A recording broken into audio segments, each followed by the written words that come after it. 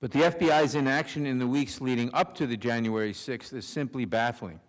In December, FBI Atlanta issued an alert that certain militia groups were preparing for a significant event in January, perhaps on Inauguration Day.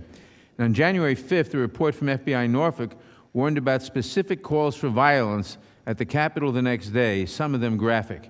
We know that the Norfolk report made it to the FBI's Washington field office in advance of the attack. And yet, for days after the attack, the head of that field office insisted that it had received no intelligence suggesting anything other than First Amendment activity.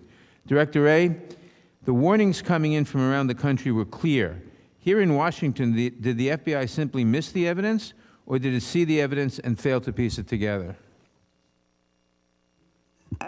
Well, Mr. Chairman, as you could imagine, we are just as outraged by what happened on January 6th and just as determined to do our part to make sure that never happens again.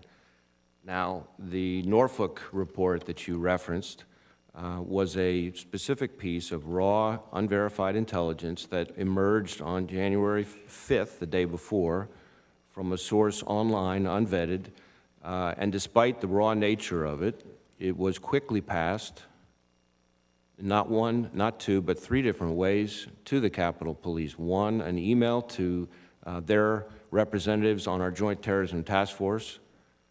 Two, in a verbal briefing in our command post that included members of the Capitol Police, MPD, et cetera. And third, in our law enforcement portal, which all law enforcement partners have access to. So we tried to make sure that we got that information to the right people. Obviously, anytime there is an attack, especially one as significant as this one, you can be darn sure that we are going to be looking hard at how we can do better, how we can do more, how we can do things differently in terms of collecting, analyzing, and disseminating intelligence.